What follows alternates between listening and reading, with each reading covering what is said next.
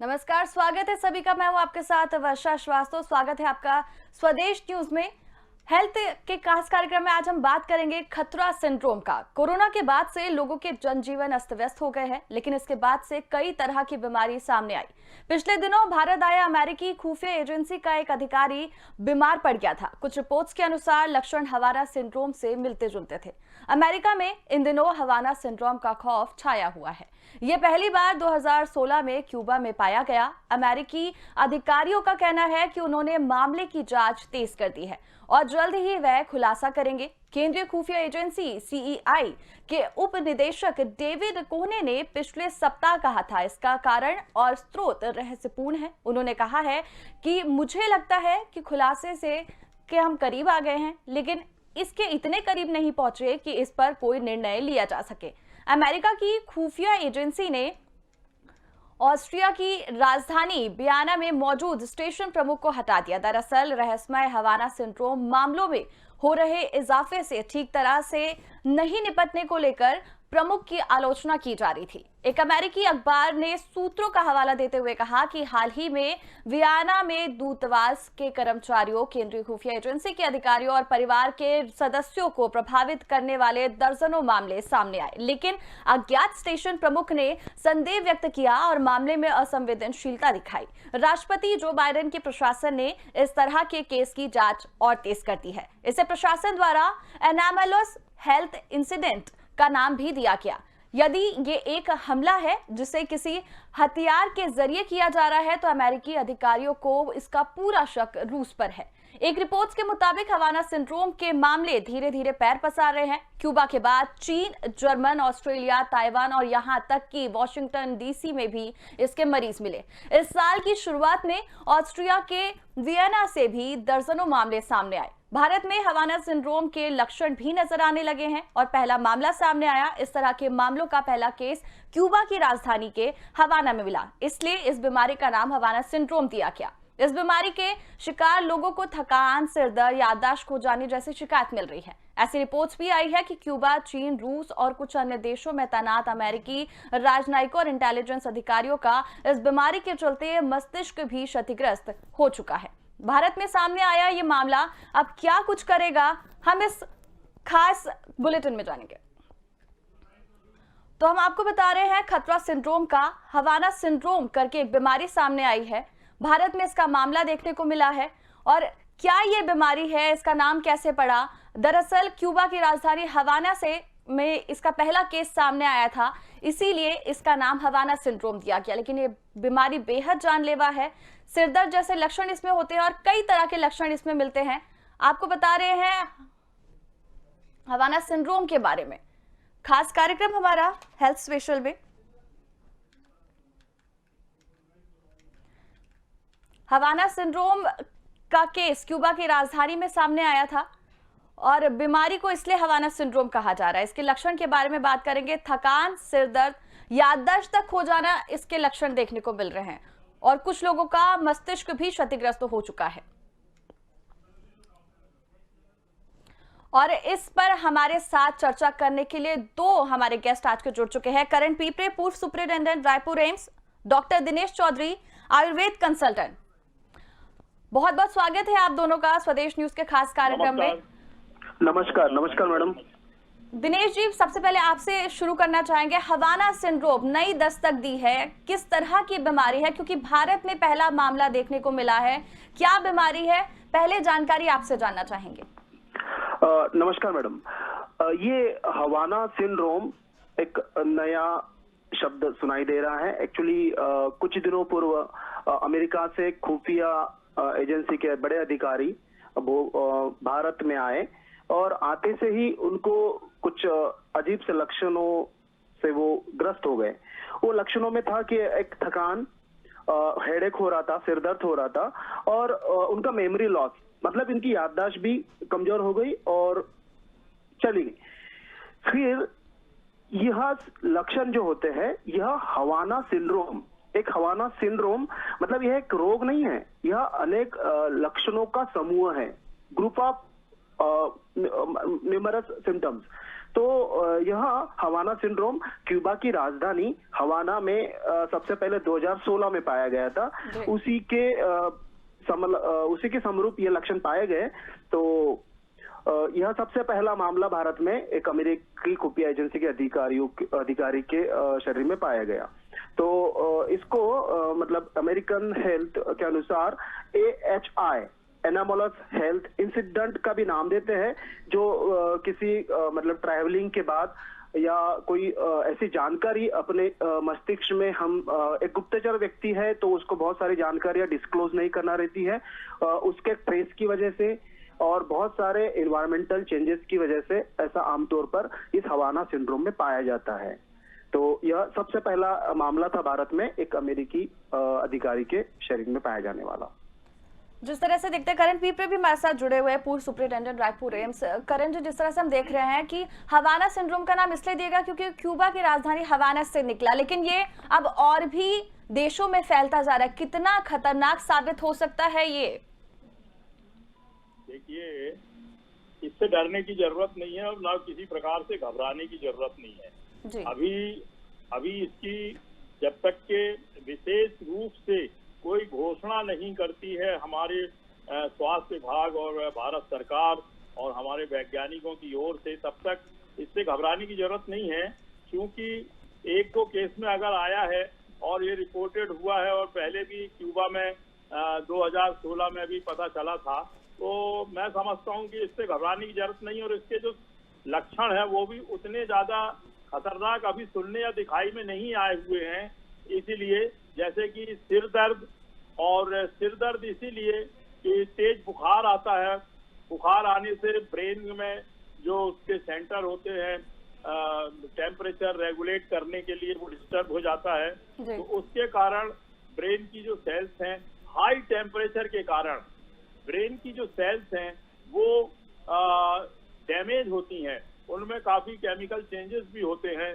और टेम्परेचर के कारण ब्रेन का डैमेज होने से याददाश्त भी चली जाती है और चलने फिरने में तकलीफ होती है, हाथ पैर शून्य से पड़ जाते हैं, विजन में भी डिस्टरबेंस होता है, सिर दर्द इतना तेज होता है कि जिससे कि, और इसीलिए इसको सिम्टम कॉम्प्लेक्स बहुत से लक्षणों से मिलकर के ये क्यूबा में जब किसी को हुआ तो उसका नाम हवाना सिंड्रोम कह दिया, क्योंकि वहाँ राजधानी में हुआ इसीलिए। और हेडेक और ब्रेन का डैमेज होना और फीवर, उसके कारण जो साइन और सिम्टम पाए जाते हैं, उसी के कारण इसमें भी इनको इस प्रकार का सिंड्रोम का नाम दिया गया है।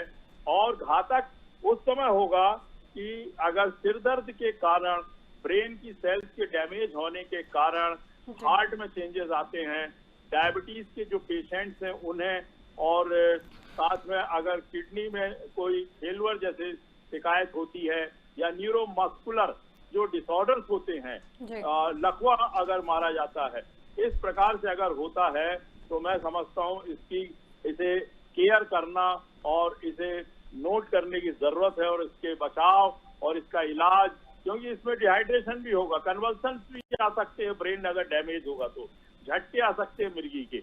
इसीलिए इसकी चर्चा की जा रही है, हवाना सिंड्रोम इसका नाम दिया गया है। जहां तक मेरी जानकारी के अनुसार ये जो सिम्टम कॉम्प्लेक्स है, कई प्रकार के ब्रेन और सिर दर्द और बुखार और हाथ पैर में दर्द, उल्टियां, और ये जो इससे जो लॉस होता है बॉडी में इलेक्ट्रोलाइट्स का और दूसरे चेंजेस होते हैं और दूसरे ऑर्गन भी अगर इन्वॉल्व होते हैं ज्यादा कॉम्प्लिकेशंस होने के कारण, तो मरीज की जान जाने का भी खतरा होता है। इसलिए ये चिंताजनक है। क्योंकि अभी रिपोर्ट हुआ है क्यूबा में, और वहां से जैसे इबोला था, एक इबोला का भी नाम सुना था, HIV जैसे वायरस के कारण इबोला भी होता था, बहुत खतरनाक था वो भी। और कैंसर वगैरह जैसे भी रोग बाद में होते हैं, मर जाते हैं पेशेंट, इतने ज्यादा उसके साइन सिम्टम्स इतने खराब होते हैं कि इंसान उसको बर्दाश्त नहीं कर पाता। तो ठीक इसी प्रकार से जहां तक अभी जो जानकारी मिली है उसमें ब्रेन का डैमेज होना और सीवियर हेडेक और बुखार के लक्षण से अगर उसको बचाया नहीं जाएगा तो भी मरीज की जान जाने का जोखिम और सीरियसनेस होने का होता है। बाकी इसके साथ में सिम्टोमेटिक इलाज एंटीबायोटिक और फीवर की दवा और IV फ्लूइड्स, डेक्स्ट्रोज, सैलाइन और अगर कन्वल्सन्स होते हैं तो एंटी कन्वल्सिव ड्रग्स और सिर दर्द की दवाइयाँ और हाथ पैर के दर्द की दवाइयाँ और विटामिन और प्रोटीन्स दे करके इसको सेव किया जा सकता है। जी। करण जी, जिस तरह से आपने बताया इसके लक्षण के बारे में काफी कुछ बता दिया है, बीमारी बहुत ऊंचे लेवल पर नहीं पहुंची है ये कह सकते हैं, लेकिन अगर ये बीमारी नजर आए तो सबसे पहले इंसान क्या करे, उसे कैसे समझ आएगा कि ये हवाना सिंड्रोम है? क्योंकि इस तरह के लक्षण तो और भी बीमारियों में नजर आते हैं, तो कैसे समझ आएगा कि ये हवाना सिंड्रोम है? बिल्कुल, बहुत अच्छा आपने बताया, क्योंकि ये कोई अभी एपिडेमिक, एंडेमिक या पेंडेमिक ये इस प्रकार से नहीं है कहीं पर भी, तो अभी घबराने की जरूरत नहीं है। और ना ही किसी प्रकार से जैसे जिस प्रकार से जनवरी फरवरी में चाइना से वहां से जो कोरोना का एक्सपोजर के लिए मतलब लोगों को हुआ था और जो पेशेंट यहाँ वहाँ हवाई जहाज से और यहाँ वहाँ आना और जाना शुरू की और हमारे यहाँ भी मार्च के महीने में आया और उसके पहले हमें जानकारी हो गई थी, तो सभी चिकित्सक, सभी देश, सभी पैरामेडिकल स्टाफ हॉस्पिटल में हम लोगों ने उसके आने के पहले 1 महीने 1.5 महीने पहले जनवरी में ही अपनी तैयारियां कर ली थी, आइसोलेशन वार्ड बना करके ये वो। तो इसमें घबराने की, इसलिए मैंने शुरू में कहा कि इसमें चिंताजनक किसी प्रकार से कुछ नहीं होना है। पूरी तैयारियां हिंदुस्तान में बहुत उच्च लेवल की चिकित्सीय व्यवस्था, आइसोलेशन वार्ड, अस्पताल, डॉक्टर, सभी प्रकार से किसी भी रोग से कोई भी नया कीटाणु भी अगर आता है तो उससे बचने के लिए सबसे पहले सिम्टोमेटिक इलाज किया जाता है, डॉक्टर की निगरानी में रहता है, आइसोलेट कर लिया जाता है, सब जांचें होती हैं और अगर उसमें किसी प्रकार की कोई जांच में नहीं आ रही है बीमारी बैक्टीरियल और वायरल, तो फिर उसके और स्पेशल केयर करते हुए जांचें करेंगे और उसके कारण कोई उसको जो हवाना सिंड्रोम हुआ है उसमें कोई विशेष माइक्रोस्कोपिकली या पैथोलॉजिकल फीचर्स उसमें दिखाई देते हैं और वायरस या कोई नया बैक्टीरिया दिखाई देता है, तभी हम उस पे और खोज और इलाज के लिए वो करेंगे। अदरवाइज जैसे ही सिर दर्द होता है या कोई उल्टियां होती हैं और बेचैनी लगती है, डॉक्टर के पास तो जाना ही पड़ेगा, क्योंकि अभी कोरोना काल चल ही रहा है और सीजनल बीमारियां भी हो रही हैं जो इस सीजन में बुखार, malaria, chikungunya, dengue, viral fever और typhoid fever, influenza, corona, tuberculosis, खांसी जो खांसी बिना किसी कारण की भी चलती है, एलर्जी के कारण, फंगस के कारण, मौसम बदलता है, बीमारियों और कीटाणुओं के कारण, बीमारियां जो कीटाणु और विषाणु होते हैं उनके कारण भी होती है और बिना विषाणु और कीटाणु के भी इस प्रकार की बीमारियां एलर्जी के कारण होती हैं। एलर्जी में भी बुखार आता है, एंटीजन एंटीबॉडीज रिएक्शंस होते हैं, फीवर आता है और हेडेक होता है, हाई ग्रेड फीवर आता है, पायरेक्सिया अननोन ओरिजिन कहते हैं उसको, PUO। इस प्रकार के बुखार से आपको डरना नहीं है। हिंदुस्तान की बात करता हूं मैं, भारत की बात करता हूं, हमारा विशाल देश है और लाखों हमारे देश में MD, MS, MBBS डॉक्टर्स हैं, नर्सिंग होम, हॉस्पिटल्स हैं, बड़े बड़े जगह जगह पे 22 एम्स खुल चुके हैं, नर्सिंग होम्स हैं, क्लिनिक्स हैं, गांव से लेकर के हर जगह, चाहे वो पानी से घिरा हो, चाहे टापू हो, चाहे पिछड़ा एरिया हो, चाहे आदिवासी क्षेत्र हो, सभी जगह सरकार ने इतनी अच्छी व्यवस्था की है।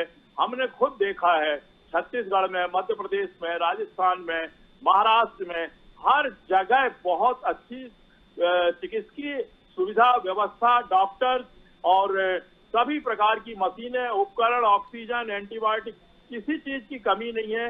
हम आज भारत को गर्व के साथ कह सकते हैं, भारत हमारा विदेशों को दवाइयां और वैक्सीन सप्लाई कर रहा है। हमारे देश में किसी चीज की कमी नहीं है। मेरे देशवासियों से मैं ये कहूंगा कि जो भी हमारी आवाज को सुन रहे हैं या देख रहे हैं इस कार्यक्रम को, आपको बहुत बहुत धन्यवाद। आप नोट करें, कभी भी सिर दर्द, बुखार या उल्टियां होती हैं तो सबसे पहले बिना किसी प्रकार की देर किए या दोबारा उल्टी का बाउट आए, उसके पहले अपने नजदीक के चिकित्सालय और नर्सिंग होम और डॉक्टर से जरूर संपर्क करें। वो आपको केयर करेंगे, दवाई देंगे, आपकी बीमारी को रोकेंगे। और ये चाहे वो हवाना सिंड्रोम हो, चाहे कोरोना बीमारी हो, किसी चीज से डरने की जरूरत नहीं है। अब हम कोरोना से भी जीत गए हैं, हमारी तीसरी लहर भी नहीं आ रही है, हम जीत चुके हैं कोरोना से। वैक्सीनेशन 80 करोड़ से ज्यादा लोगों को लग चुका है, सभी सुरक्षित हैं, मास्क लगाते हैं। मैं समझता हूं कि किसी भी वायरस और बैक्टीरिया से अब आपको सिर्फ अपने आप को बचा के रखना है, साफ सफाई से रहना है, जबरदस्ती यहाँ वहाँ भीड़ में ना जाएं और किसी भी जगह हाथ वगैरह गंदगी में वहां ना लगाएं। खाना पीना और वातावरण जहां भी शुद्ध है, साफ है, सुरक्षित है स्वास्थ्य की दृष्टि से, वहीं पर रहें, रुकें और बैठें या कार्य करें। जी करण जी, हमारे साथ आयुर्वेद कंसल्टेंट दिनेश चौधरी भी मौजूद है। दिनेश जी, जिस हिसाब से देखा जा रहा है थकान, सिरदर्द, याददाश्त खो जाना इसके लक्षण हैं और कुछ लोगों के मस्तिष्क भी क्षतिग्रस्त हो चुके हैं, तो इस बीमारी को हम किस तरीके से देखें? शरीर पे ज्यादा असर डाल रही है या फिर दिमाग पर हमला कर रही है? सबसे पहले तो मैं एक आयुर्वेद चिकित्सक के नाते इस बीमारी का एनालिसिस करना चाहूंगा। जैसे कि इस हवाना सिंड्रोम बीमारी के लक्षण है थकान, सिरदर्द और याददाश्त कमजोर होना। जी।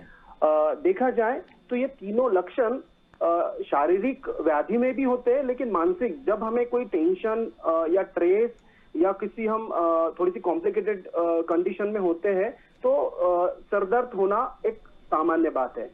दूसरा है कि थकान, बहुत बार हम शारीरिक श्रम करके भी थकते हैं और बहुत बार केवल और केवल किसी मानसिक दबाव, मानसिक तनाव या बहुत ज्यादा काम का टेंशन और प्रेशर की वजह से भी हमें अजीब सी थकान महसूस होती है। और तीसरा है याददाश्त चली जाना या मेमोरी लॉस होना। तो इसमें भी यह जरूरी नहीं कि हमेशा ब्रेन की कारण की वजह से ही याददाश्त चली जाए। बहुत बार हम बहुत डरे हुए रहते हैं, बहुत बार स्ट्रेस में रहते हैं, काम का प्रेशर रहता है, हम जिस काम के लिए जा रहे हैं उस काम के परिणाम के बारे में बहुत ज्यादा मतलब हम सोचते हैं, तो बहुत बार हमारा मेमोरी लॉस हो जाता है। और बहुत अच्छी बात है सर, जैसे सर ने बताया कि इस बीमारी का कोई भी नोन कॉज नहीं पता चला है कि किस बैक्टीरिया से हो रहा है, किस वायरस से हो रहा है या किसी अन्य मतलब किसी वाहक से हो रहा है, वेक्टर से हो रहा है। तो यह पूर्णतया हवाना सिंड्रोम केवल और केवल मानसिक बीमारी के रूप में इसको कंसिडर करना चाहिए। और एज अ आयुर्वेद विज्ञान और आयुर्वेद शास्त्र के अनुसार शरीर में 3 दोष उपस्थित होते हैं, वात, पित्त और कफ दोष। इसमें वात दोष की विकृति या वात दोष के डिस्टर्बेंस के कारण यह थकान, सिरदर्द और स्मृति का नाश, यह लक्षण पाए जाते हैं। तो जैसे सर ने बताया कि बहुत सारे लाइन ऑफ ट्रीटमेंट है जिसकी वजह से हम यह मेंटल स्ट्रेस और हमें अपेक्षित परिणाम के दबाव के कारण यह लक्षण होने लगते हैं। क्योंकि देखिए जो भी व्यक्तियों में यह लक्षण पाए गए हैं, यह बहुत ऊंचे पद पर बैठे हुए लोग और कुछ खुफिया, कुछ गुप्तचर, कुछ कॉन्फिडेंस काम की जवाबदारी रहती है। जैसे अमेरिकन खुफिया एजेंसी के अधिकारी भारत में आए थे, तो वो अफगानिस्तान के किसी एक बहुत बड़े मैटर पर हमारे भारत के अधिकारियों से बातचीत करने के लिए आए थे। तो यह टोटल गुप्तचर विभाग और गुप्त बातों का एक अजीब सा टेंशन, ट्रैवलिंग और बहुत सारी अन्य मेंटल स्ट्रेस की वजह से यह लक्षण शरीर में दिखाई दिए गए, जो हवाना सिंड्रोम कहलाते हैं। तो एक तरह से शरीर में जो वात दोष होता है उसका असंतुलन, इम्बैलेंस इन लक्षणों के लिए कारणीभूत होता है। तो मॉडर्न चिकित्सा अपनी लेवल पर कार्य करेगी, जिनका मेंटल स्ट्रेस और न्यूट्रिशनल सप्लीमेंट देके इन लक्षणों को कम करेगी, साथ ही पेन किलर देके इस दर्द को कम करेंगे। इसी तरह आयुर्वेद में जो वात दोष विकृत हुआ है, इसके लिए जो स्नेहन, स्वेदन, बस्ती और यदि ब्रेन से रिलेटेड आप देखिए, यह ट्रेस मतलब बुद्धि और ब्रेन से रिलेटेड डिसऑर्डर्स है, तो इसके लिए एक चक्रधारा, शिरोधारा और बहुत सारी शिरोबस्तियां, जिससे हमारा मेंटल स्ट्रेस और हम कूल और काम होंगे, वात दोष अपने सामान्य अवस्था में आएगा और धीरे धीरे वो शरीर की थकावट, सिर दर्द और साथ ही उसका जो स्मृति भ्रंश या स्मृति नाश या मेमोरी लॉस हुआ है, वह भी धीरे धीरे एक सामान्य लेवल पर आएगा। तो इसीलिए एज अ आयुर्वेद फिजिशियन और एक आयुर्वेद का ज्ञाता के रूप में मैं हवाना सिंड्रोम के बारे में स्पष्ट रूप से कहना चाहूंगा कि यह शारीरिक बीमारी कम है, यह मानसिक बीमारी ज्यादा है। क्योंकि जब तक हमारा मन स्वच्छंद है और विदाउट एनी कॉम्प्लिकेशन है तो हमारा शरीर भी अच्छी तरीके से काम करता है। और जब हम मेंटली डिस्टर्ब हो जाते हैं, हमारे मन पर एक मानसिक दबाव आता है, हमारा मन एक सामान्य अवस्था में नहीं रहता है, वो विकृत अवस्था में जाता है, तो धीरे धीरे उस मन का प्रभाव शरीर पर आता है, जिससे शरीर पहले थकावट महसूस करता है। थकावट होते होते सिर दर्द पहुंचता है और सिर दर्द के साथ साथ हम जिस बात को मतलब आगे भविष्य में कहने वाले हैं उसका एक मेमोरी लॉस, मतलब याददाश्त कमजोर होना या याददाश्त चली जाना। लेकिन अच्छी बात यह है कि यह याददाश्त परमानेंट नहीं जाती है। जब हमें जो बात जब कहना है, रिप्रेजेंट करना है, तब उसी क्षण हमारी याददाश्त चली जाती है। बहुत बार सामान्य तौर पे भी देखा जाता है कि हम जस्ट किसी को कोई बात कहना चाहते हैं और कहने का स्टार्ट करते हैं, उसी समय वह बात हम भूल जाते हैं। तो यह भी एक तरीके से मानसिक दबाव और मानसिक तनाव का एक परिणाम होता है। इसीलिए मैं इस बीमारी को, जैसे सर ने कहा, ये एंडेमिक पेंडेमिक बिल्कुल नहीं है, एक इंडिविजुअल बीमारी और इंडिविजुअल सिंड्रोम के रूप में इसको लेना है। ना ही इससे सामान्य व्यक्ति ने घबराना चाहिए, ना ही प्रशासन को इस सिंड्रोम को बहुत प्रचारित करके कि यह कोई नया सिंड्रोम आया है जिससे आम पब्लिक में एक दहशत का माहौल बने, ऐसा बिल्कुल नहीं करना है। क्योंकि यह सिंड्रोम केवल और केवल मानसिक है, जिसका एक प्रॉपर आयुर्वेद और एक आधुनिक चिकित्सा और अन्य पैथियों से, जैसे योग, मेडिटेशन, ध्यान धारणा, जो फ्यूचर के प्लान्स है उसको वेल प्लान करना और जो भी प्रेशर है उसको मिनिमाइज करना, इन सभी कारणों का अच्छी तरीके से पालन करने से यह सिंड्रोम मिनिमाइज होगा और हो सकता है कि और किसी लोगों में यह सिंड्रोम होने के चांसेस है तो वो भी अपने आप कम हो जाएंगे। तो मैं सबसे कहना चाहूंगा कि हवाना सिंड्रोम से हमें दहशत में बिल्कुल नहीं रहना है। यदि कुछ लक्षण पाए जाते हैं थकान के, सरदर्द के, तो हो सकता है कि वो अन्य किसी कारण से हो सकते हैं, न कि डायरेक्ट हवाना सिंड्रोम से। जी, तो हवाना सिंड्रोम के बारे में आपको बता रहे हैं, हमारे साथ दो डॉक्टर जुड़े हुए हैं, डॉक्टर करण पीपरे, पूर्व सुपरिटेंडेंट रायपुर एम्स, और डॉक्टर दिनेश चौधरी, आयुर्वेद कंसल्टेंट है। ये जानकारी दी हवाना सिंड्रोम क्या है, कैसे इसके लक्षण हो सकते हैं, कैसे इससे बचा जा सकता है। अगर आपको कोई भी इस तरह के लक्षण नजर आ रहे हैं, सिर दर्द है, इस तरह के कोई भी मस्तिष्क की बीमारी है, तो आप बिल्कुल जाके डॉक्टर से कंसल्ट करें। किसी भी तरह की बीमारी हो तो आप डॉक्टर से कंसल्ट करें। एक पहलू ये भी सामने आया कि अमेरिका प्रशासन ने इसका नाम एनामोलस हेल्थ इंसिडेंट रखा है, क्योंकि उन्हें शक है कि अगर यह हमला है तो ये रूस कर सकता है। खैर, ये अभी तक लोगों तक गंभीर रूप में नहीं पहुंचा है, इसलिए इस बीमारी के बारे में ज्यादा चिंता करने की जरूरत नहीं है। मैं अपने दोनों मेहमानों का धन्यवाद करना चाहूंगी कि हमारे साथ जुड़कर इस महत्वपूर्ण चर्चा में उन्होंने हिस्सा लिया।